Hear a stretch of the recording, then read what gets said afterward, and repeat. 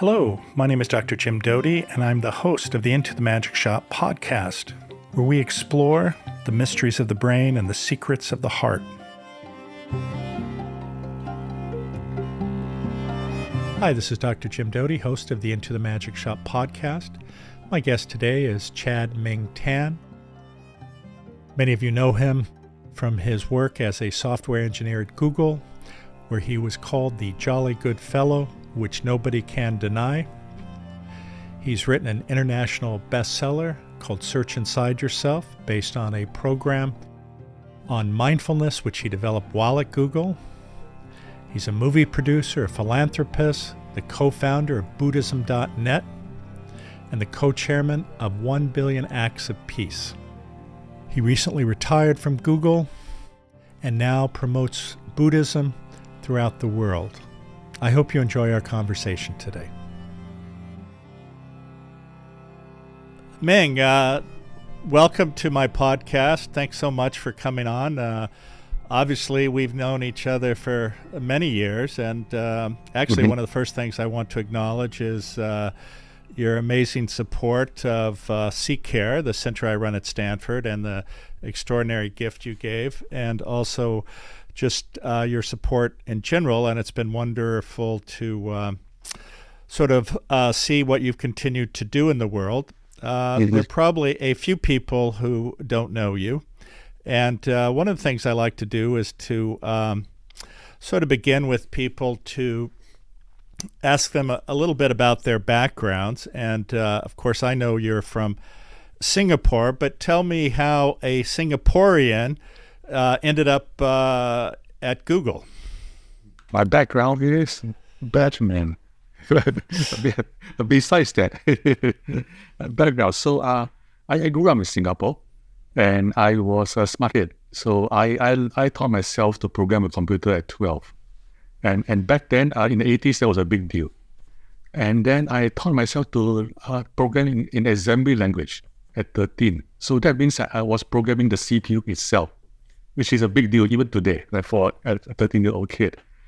And then when I was 15, I won my first national award in programming. I was 17, I won my first championship.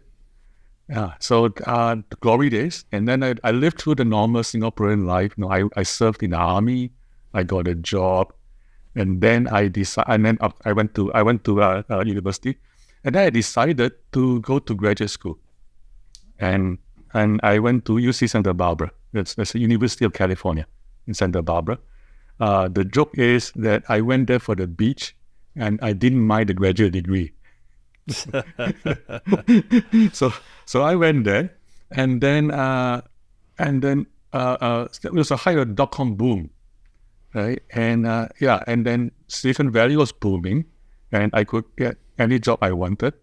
And so I interviewed with this company called Google.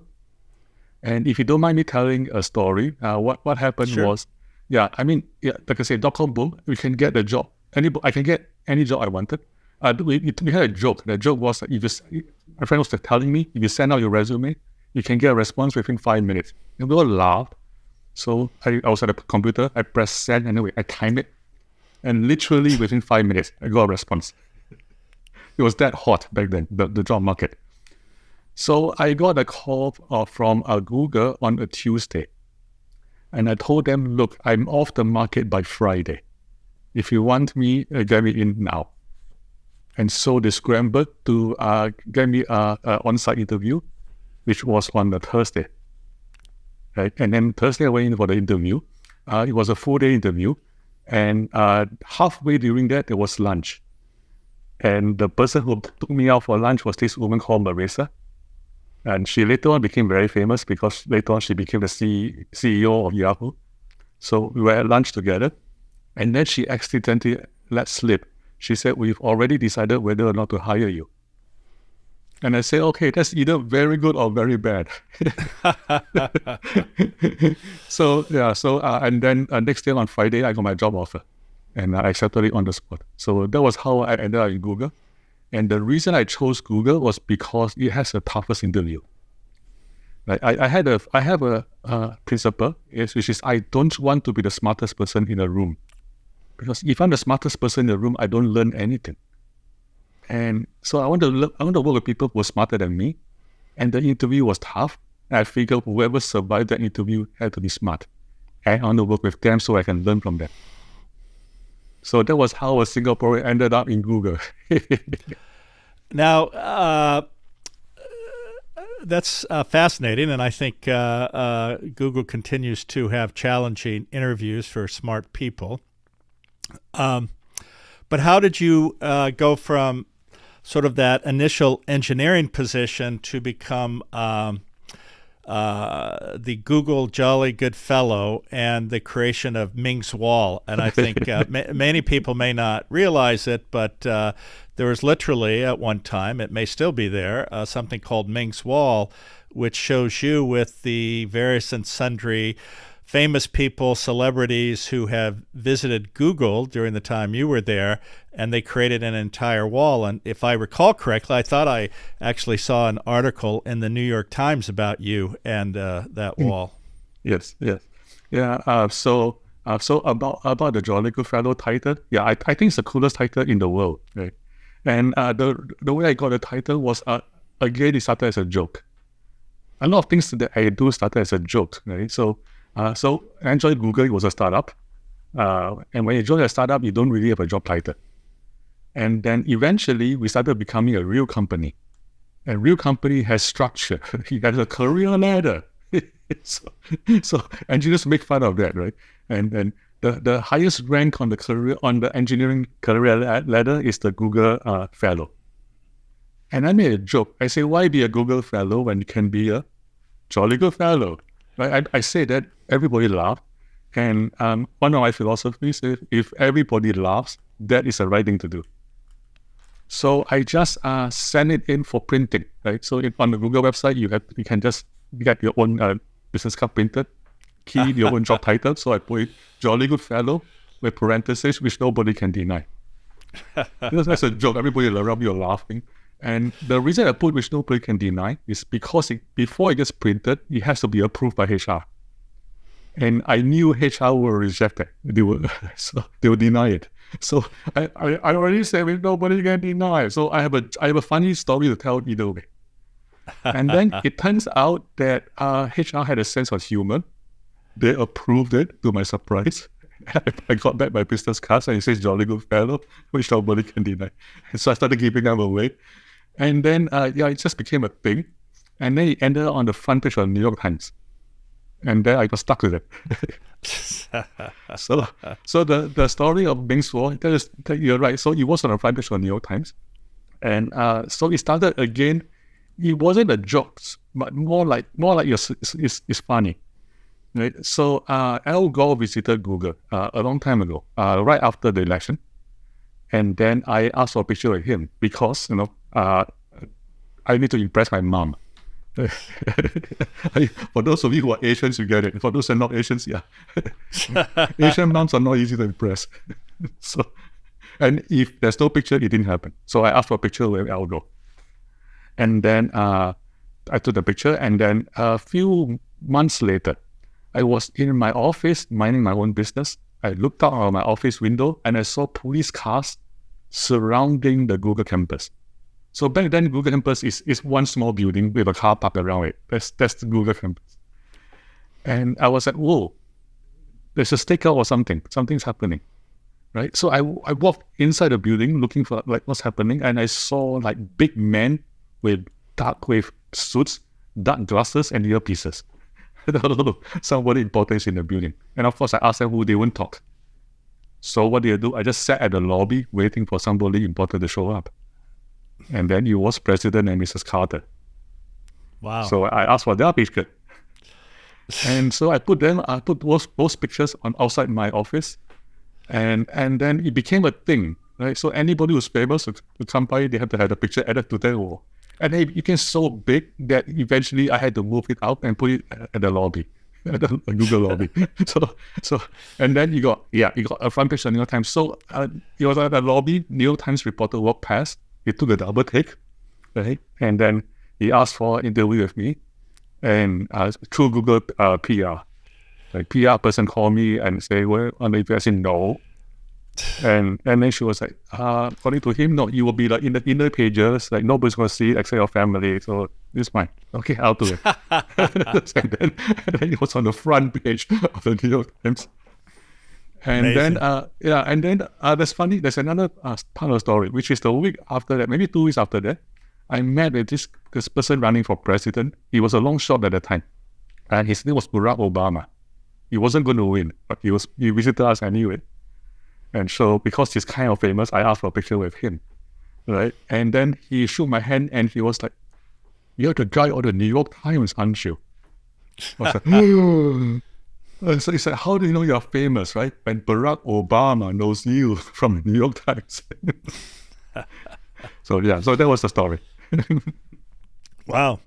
So let's shift gears a little bit, though, and let me ask you, because the mindfulness course that you began at Google, Search Inside Yourself. So maybe you can share with us why you got into meditation, and then how that resulted in the creation of Search Inside Yourself, and also how that has evolved. So it started with pain. I think people of my generation, I think including you, brother, which we all come to meditation because of pain. Because back then meditation was not cool, and you had to be desperate to try it. And I was desperate. I was in so much pain, I was suicidal in my youth. This was the last resort, and it worked. So maybe you can just tell us, though, what was the cause of your pain that you could not deal with? I think that in retrospect, I was suffering from chronic depression, probably clinical. So I was always very unhappy. And as you heard from my story just now, I was very accomplished, right? I was like one of the best in the country when it comes to computing at the age of 13 or something. And I was still very unhappy. And so out of desperation, I learned meditation. And if you don't mind me telling a story a little bit, and you can edit it out later. So I was literally the worst meditator on earth. I mean, literally. And I know that because I couldn't breathe. I mean, like, who is stupid enough to not know how to breathe? This guy. so when I started learning meditation, I was like, this is so hard. And so now, who was your teacher at the time? I had a variety of teachers because I was in Singapore. I went to those Buddhist centers, and then whichever monk was there, right, was the instructor of the day. And so how old were you? How old were you then? Like 20-ish. I was about to turn 20-ish, 21. I was 21. Yeah. So that was after I decided to become a Buddhist and learn meditation. And eventually I found a good teacher, Mr. Godwin. So this was around that time. I couldn't breathe. And so what did I do, right? The obvious thing, I tried harder. Because I tried harder, it became even harder. And so one day I decided to just give up. I can't do this. This is too hard. But I already made a commitment to do this. So the way I gave up was I just sat at the chair, at a massage cushion, and just did nothing. So I just sat there doing nothing, and I caught myself breathing. I was like, whoa. That was my first real meditation. Caught myself breathing. I could breathe. I could meditate. And then during the same sit, I had this experience of joy coming from inside of me, filling my entire body and mind. Like just joy, immense, immersive joy. And it lasted for about 30 minutes. And that was life-changing. And then after that, it went away. And a few months later, it came back, and it went away. It came back, and then the time it came back keeps getting shorter and shorter. I mean, the time in between. And eventually it became a skill. Something I can do on demand. And then my depression went away. Changed my life. Right? And so I went from, you know me when I was in Google. By then I was a jolly good fellow. You probably know me as the guy who's always laughing and always smiling. That was not me before. right? It's like a total 180 degrees transformation. I became a different person. And so, and then when I was in Google, I benefited so much. I want to give this to the world. I want to share this and teach people how to do this. And so one day I was taking a walk around the Google campus. Back then again, it was a small building, 2003, summer, August. And I had that moment where I knew what I want to do for the rest of my life, right? Which is to create the conditions for world peace in my lifetime. And to do that by scaling inner peace, inner joy, and compassion worldwide. And to do that by helping people succeed in life and at work with inner peace, inner joy, and compassion. And to do that with meditation, mindfulness. What I thought that changed my life, I will teach that, help people succeed, and they become happier, and they become peaceful, and they become compassionate. And then we have we will have a happy world we have a world where everybody's happy and it's a good world. Well, so I was just going to say, it's interesting though how so many people focus on themselves, and in fact, in some ways, that's a cause of depression, because it ends up being all about you. Yes. And then you have the negative self-talk that all of us have. Yes. And only when you can look through the lens to be of service to others, actually, do you get all the benefits, I think, of being compassionate and being mindful. Yes, and it actually works both ways. So I say inner peace, inner joy, compassion. There's a linear relationship, right? I found that when I'm at peace, the joy arises, right? So peace leads to joy. And then when you're joyful, I found that what happens, it helps a lot in compassion.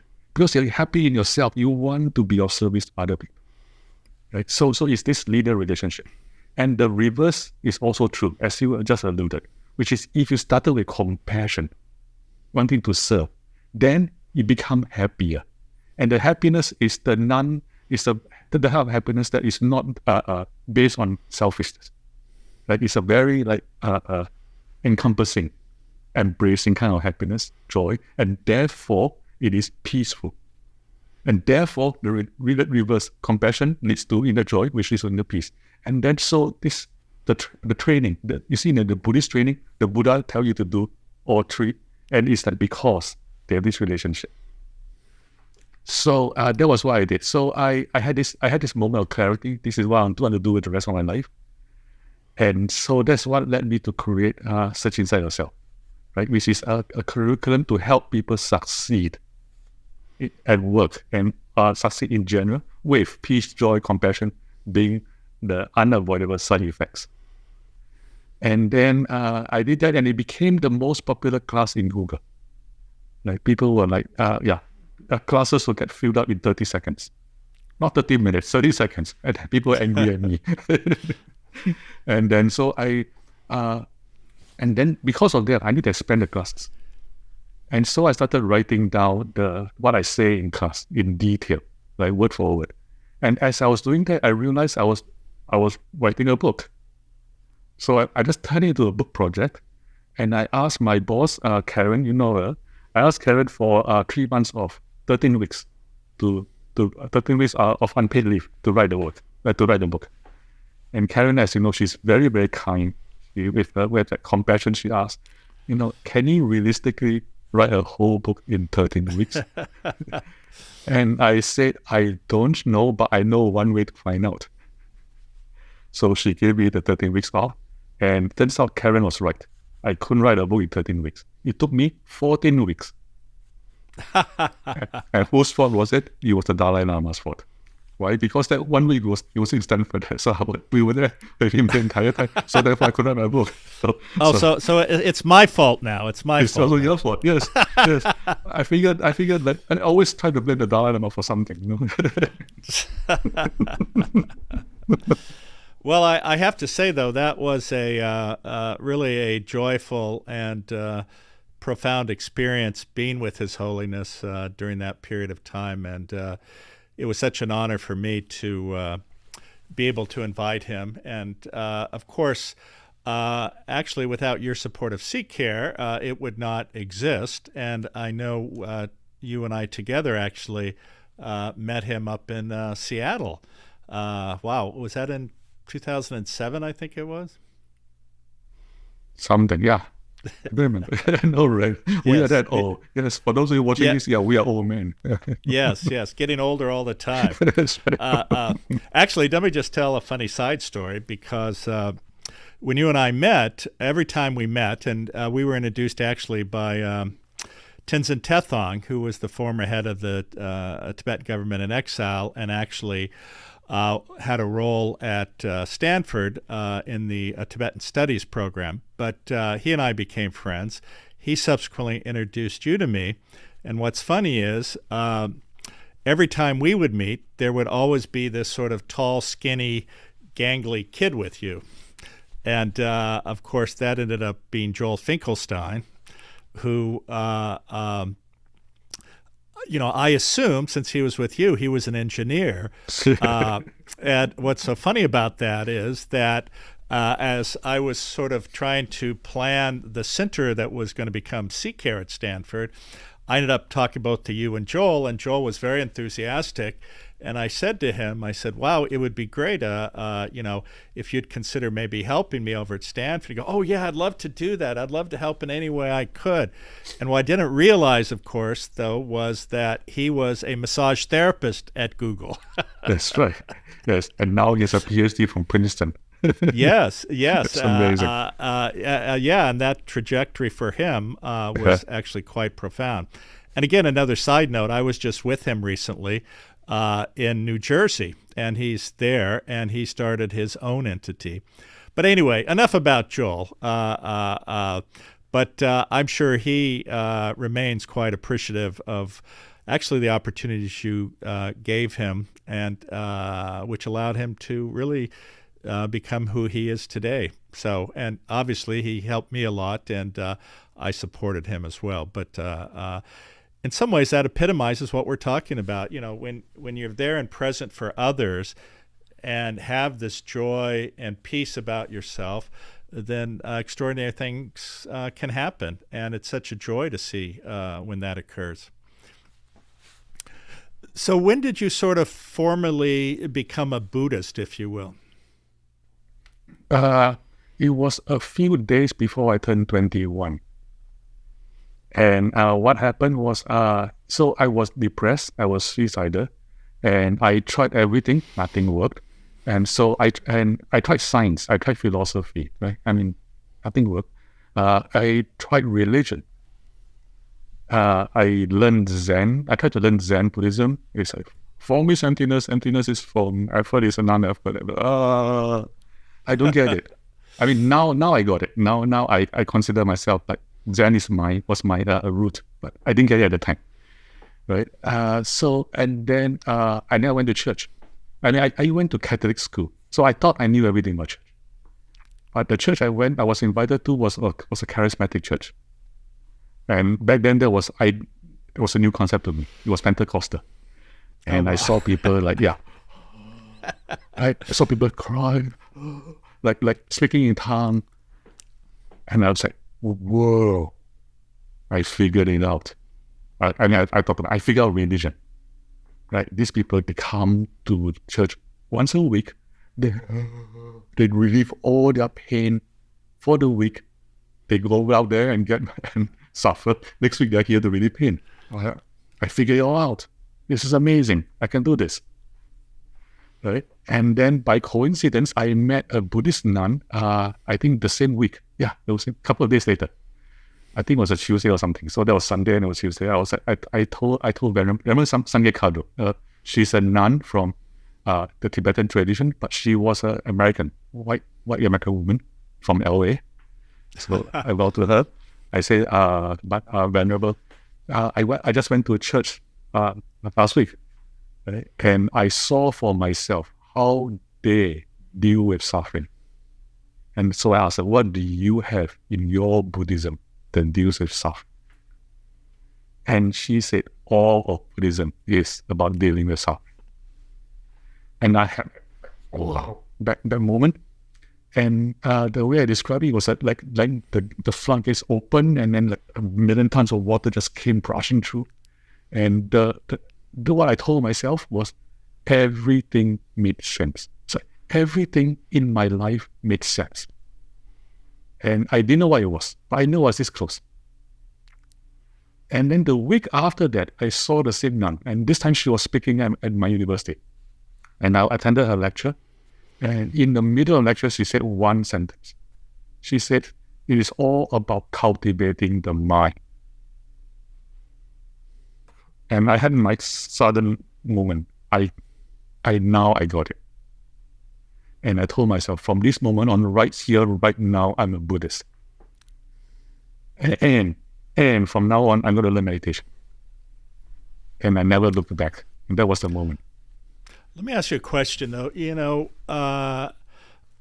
Obviously, with the work of Jon Kabat-Zinn and others, who, if you will, their goal was to bring Dharma to the West, but in the context of a program for alleviating actually physical pain. And two aspects of this. One is that some people have argued that that form of mindfulness leaves out the explicit aspect of compassion for self and compassion for others. And having talked to John, he admits that, but he says that it is an implicit part of a mindfulness practice. What we've done at CCARE is create a program that is a bit more explicit about that. But we've seen the proliferation and associated with innumerable articles that demonstrate the benefit of mindfulness type of practice. But some people have argued that everybody and their brother now, quote unquote, teaches mindfulness, and that it, in fact, Ron Purser has used the term McMindfulness. What are your thoughts on that? Mindfulness is one of the I think mindfulness is the pillar of the Buddha's system, the system taught by the Buddha. And I think he was quoted as saying something like, "There's one thing that leads to all things good up to nirvana, and that one thing is mindfulness of the body." Not just mindfulness, specifically mindfulness of the body, right? What Jon Kabat-Zinn actually teaches. And so maybe I'll tell a story, a slightly long story, sure. and you can edit this out. And this was a study. I'm sure you're familiar with this study. The study was the question behind the study was, if we teach people mindfulness versus if we teach people compassion training, how would that affect the compassionate behavior? Right? That was a research question. And the way it was the experiment was set up was the people were one third of people were randomly selected to do mindfulness class for like 8 weeks or something, 1/3 for compassion class, and then 1/3 control group, I think yoga or something. And then they were told at the end of it, they were told to go into a clinic to do some tests and paperwork or something. But what they didn't know was that the experiment was in the clinic, right? So they went to the clinic waiting room, and so everybody there is an actor. Okay? So they went to the clinic waiting room, and what they would see like a couple of chairs, right? And so all the chairs are occupied except one. And so this person, the subject will register, and then you're told, "Can you please wait? Take a seat and wait." So he sits there and wait. And then after that, somebody walks in crutches, looking in pain. So again, he's an actor, like a pain. And then none of the other people stood up for him. So it creates a social context, right? So the question, what is the probability that this person will stand up for him? So in the control case, is about 1/3, about 33%. 33% probability they will stand up for this person. Then the question, what about mindfulness case? Mindfulness, so maybe compassion. What about if you do compassion training just before you enter the room? It doubled it to about 67%. Right? Amazing. It doubles. Or not, yeah. And the question now, what about mindfulness only? No compassion. Answer, also about 67%. Same as a mindfulness case. Right? To some people, that might be mind-blowing. But for somebody who practices mindfulness, it's not surprising. The reason is not surprising. It's because a large part of compassion comes from awareness. Awareness that people are suffering. And that is related to the awareness that I'm suffering. Right? So if you already have the awareness that most of your compassion is already there, right? So the person walked in, you have awareness, this person is suffering. Here, I mean, instinctively, I have my share. You don't even think about it. And that comes from mindfulness alone. So that's one thing. The other part of it is, remember I talked about this, inner peace, inner joy, compassion. And mindfulness, it's very strongly associated with at least the first piece, right? When you're mindful of the body and then your mind calms down, then you enjoy this delicious peacefulness. And from there, the joy arises. And then because of that, you have a lot of capacity to give.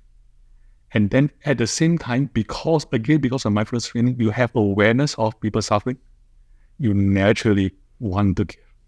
So the compassion, if you practice mindfulness correctly, the compassion comes naturally. So in that sense, it's implicit, but in a sense, it's natural. It's just a whole flow. It's a system. So for those who say that mindfulness practice alone doesn't lead to compassion, my suspicion is they themselves are not practitioners. So they're seeing it from a theoretical point of view. The amount of benefit you get is proportional to the amount of practice you put in, right? So the analogy is like going to a gym, right? If assume you have a good teacher, like someone who's an Olympic gold medalist, right? Then wow, I mean, and then assuming that you have the reverse, you're some guy who kind of know how to do this, and that's your teacher. And you go to the gym. What do you get the same benefit? Roughly the same benefit. Right? What you get out of it comes from what you do, not who the teacher is. The teacher is helpful, especially if you go like deep in. For example, if you're training to be an Olympian, then the first teacher is really helpful, because among other things, one of the key things is the first teachers know about training injuries. That is huge, right? And he also knows the optimal training methods and so on, so blah blah blah. However, if you're just starting out from scratch, all you want to do is just work out. Yeah, doesn't make much difference. Like the gym teacher you have, I mean, if you go to the gym, the gym teacher, I'm just guessing, my guess is probably not an Olympian. But it doesn't matter. So similarly here, I think if you're doing like the popularization of practice, I think if people just want to be a little bit more like having more awareness of themselves, know the calmer, they deal with stress better, if that's their goal, I think we should meet them where they are. We should not like expect them to be compassionate, blah, blah, blah. And therefore, and that level, I think the simple instructions that everybody give, I think is sufficient. And for those who want to go deeper, they just keep practicing for like, I don't know, many, many hours. They will naturally become more compassionate. And for those, I agree, having a good qualified teacher, it really helps. But as you know, there are many people who say, gosh, I've tried mindfulness a million times and I can't relax, and the negative thoughts still I turn to or respond to. Now, certainly I'm a fan of Thich Nhat Hanh, who, of course, you know or knew as well. And he talks about sort of talking meditation or walking meditation. And also there's this philosophy in the Japanese society about forest walking. Maybe you can comment on that and the problem sometimes with people. In fact, it's people who often are high achievers who have difficulty because they so want to do it correctly. Right. Maybe first thing is so the first principle. Why are we doing all this practice? Right. The punch. I go straight to the punchline. The punchline is everything we're doing is learning to let go. All that hard training, all that thousands of hours sitting is to learn to let go. And the more you practice, the more you can let go. So the consequence of what I just said is that the reason practice is so hard at the beginning, and even my own experience, not very big, because I haven't learned that lesson, which is about letting go. Even letting go just a tiny bit. Whatever tiny bit you can let go of, it helps a lot. So for example, the thoughts that arises in your mind. Again, I go to the punchline and I come to where we are. The punchline is that if you sit long enough, the mind naturally settles itself. Right? You don't have to do anything. Right? It goes from a raging waterfall, the thoughts. So what do you wrote? Well, from a raging waterfall to a fast river, to a slow stream, and then later on is the calmest lake. Right? And the process of doing that is just letting go. So if you know that, right? If you know that, and then if at the beginning you're like raging waterfall, what did you do? One thing you could do is just allow it to rage. The other thing you could do is, damn it, this sucks, right? This sucks, I suck. Right? So these two different approaches, the first one will work because the first one naturally allows that natural process of letting go until it comes down. The second is by not knowing that, not understanding the process, resisting, then you will have that difficulty. Therefore, what the Buddha did was, again, the Buddha was the genius, right? He says that there are actually 4 postures you can do your meditation on. Sitting is only one posture. The other 3 postures are walking, standing, and lying down. So, and in traditional monasteries, and I think maybe even during the Buddha's time, they alternate between sitting and alternate between these postures, but specifically sitting and walking. And the reason you want to do that, part of it is because it gets your blood flowing. Another part of it is precisely what you just said, Jim, which is that if you're the type of person who get bothered by a raging waterfall when you're sitting there watching it, then when you're walking, you are doing something. Like the certain part of mind is like observing the doing, and because it's doing, that raging waterfall doesn't rage so much, and then it helps. Right. So so I definitely agree with you, and I recommend for those who are listening, remember those 4 postures. If one of the postures doesn't help, try the other 3. My guess is at any one time, one of those 4 will help. For example, for me, I got back pain a lot, and so I do a lot of my meditation lying down, and it's actually a valid posture. It's not a joke. Well, no, I think that's right.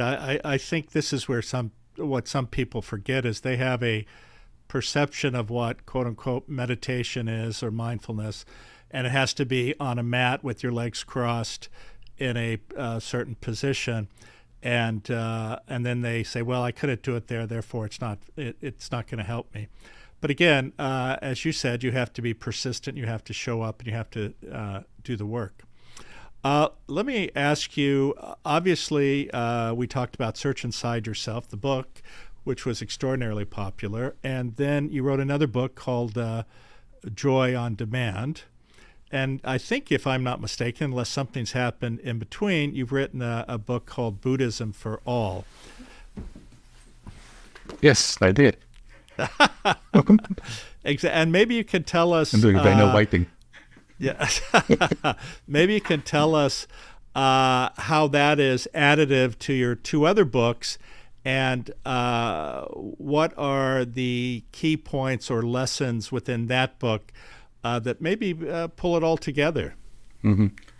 So Search Inside Yourself was about how to practice mindfulness in the way that helps you succeed in life, and also help you have inner peace, inner joy, compassion. So that's why it's so popular, and partly because people want to be successful, they don't mind being happy. And then the second book was, given what I just said, I mean, I say it as a joke, but I actually think happiness is important. So the second book was a deep dive on the one subject of happiness, right? And the third book is a deeper dive, and it's a source code, right? So for those of you who are really into this stuff, if you have an application that you use a lot, and then you can do magic with it. And then at some point you find that your magic is limited by how much you can change the tool, how much you can understand it. If you had the source code, you will be the wizard. Okay. And then and this is the source code, right? Where everything I taught in Searching Self and Joy Demand came from. So in a sense, that's how they're related. Yeah. Now, one of the things you mentioned a couple times is the word peace, but you've been involved with the 1 Billion Acts of Kindness program. Peace, 1 billion acts of peace. Yes. I'm sorry. There is a 1 Billion Acts of Kindness, which actually I was involved with, which is a different thing. But anyway, 1 Billion Acts of Peace. Tell me what that is exactly. And as I understand it, it's been nominated for the Nobel Peace Prize multiple times. So it started with an organization called Peace Gen. And again, I tell you a bit of story, and I did this out. So Ivan was living in a not so nice neighborhood, right? And the kids were like misbehaving, and he asked them who would you listen to? And they was like, I will listen to Archbishop Desmond Tutu, right? So he had this idea of bringing Nobel Peace Prize winners and young people.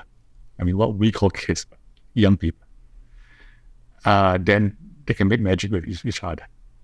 And so what he did was he cold called Father Tutu.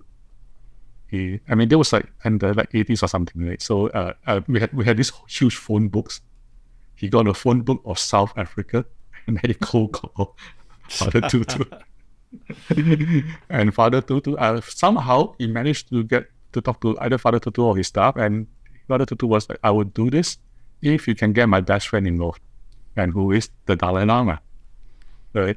So Ivan cold called the Dalai Lama.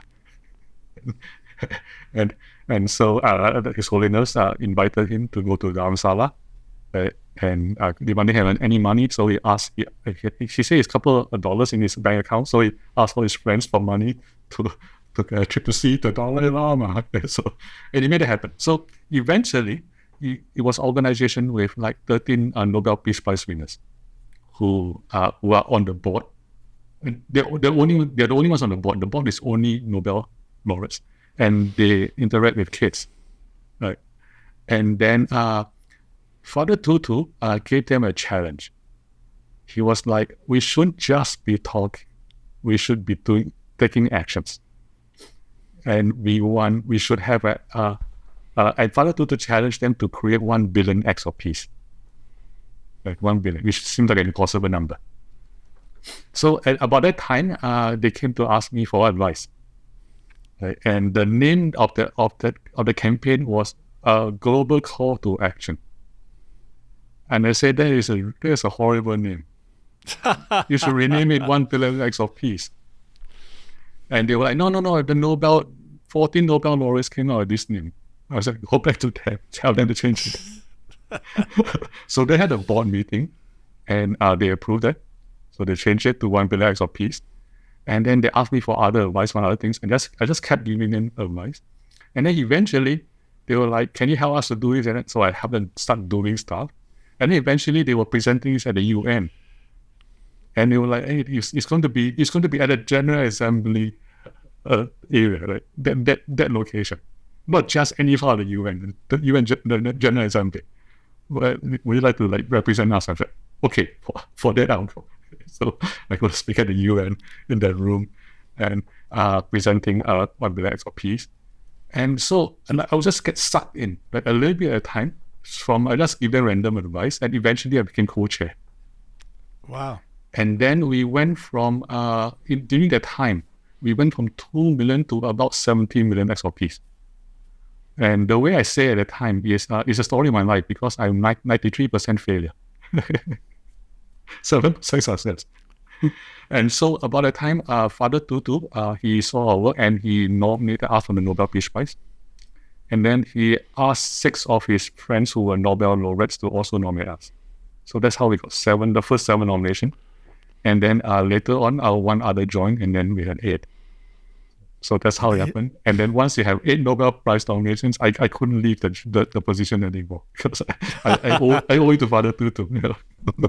Yes, Tutu was an amazing man. I had the pleasure of getting to know him fairly well over the years. And in fact, I was responsible actually for the Book of Joy, which has been very popular.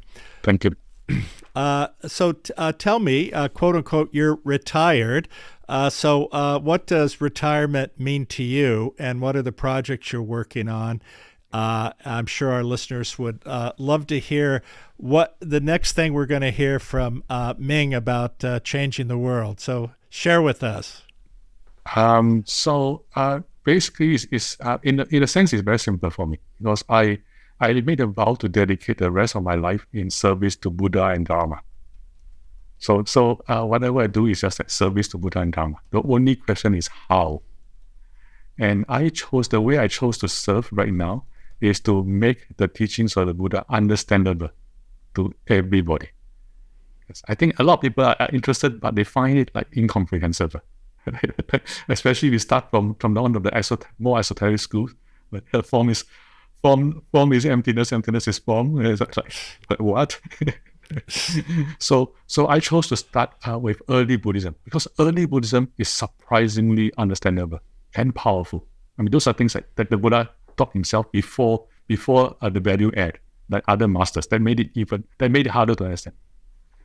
So that's strata. So I spent 5 years writing that book, Buddhism for All, and the reason it took so long is because I resolved to read the entirety of the early Buddhist canon, like all of it, thousands of sutras, and in order to do justice to write. I mean, even though I want to write a book about early Buddhism, I should know all the early Buddhist canon. So I did that. And then I hope I succeeded in the book in making this understandable to everybody. So that's one. And in addition to that, I know the people who don't want to spend money or they cannot spend money. So I'm putting out the book, Buddhism for All, on the web. So it's a Buddhism.net, and we put in 1 section every 3 sections a week. So I think in a few months we should finish posting the entire book. So for those of you who cannot afford a book or don't want to pay for whatever reason, feel free to go to Buddhism.net and you can get it for free. And then in addition to that, so that's the first thing, the foundation, the knowledge. People understand it. They make it understandable, accessible, practical. People really say, I get it. I know how it's going to change my life. That's my goal. But there's more. The part that is more is practice. And so in addition to that, right, I want to create like a directory of Buddhist centers and communities so they can all join communities. I mean, the Buddha was very clear about this. He says the most important thing that will lead somebody to practice is noble friends, noble friendship. Like friends, people like you, brother. People like you, when they look at you, it encourages me to practice. And so having a circle of friends like this, that's important. And I want to help everybody do that. Right? So that is it, and it works. Also, the practice part, Joy on Demand, I want to turn into some sort of a curriculum online or something. I don't really know how to do that yet. And yeah, I think it's going to take me many, many years to do all this. And my goal is, so in Buddhism, there are like 4 stages of enlightenment. The first stage is called stream entry. This is the stage where you see nirvana. You're not there yet, but you see it clearly. And my hope is that by the time I die, 1 million people in this world reach the first stage of enlightenment. And then I can die. So I tell all my friends, they ask me what they can do for me. I say, please help me to die. I can do that, then I can die. So that's my retirement, brother. Well, I'm not sure if everybody's going to sign on to that today, but I'm happy to assist you in regard to the positive aspects of that statement. Okay. Well, listen, Meng, it was great catching up a little bit and seeing you again and hearing about the work you've done Yes, and the work you're doing. I'm going to do Banner White again. Yes. Everyone, go buy Meng's books. Search Inside Yourself, Joy on Demand, and Buddhism for All. Enjoy your retirement, my friend, and obviously we will remain in touch. So much love to you. You too, brother.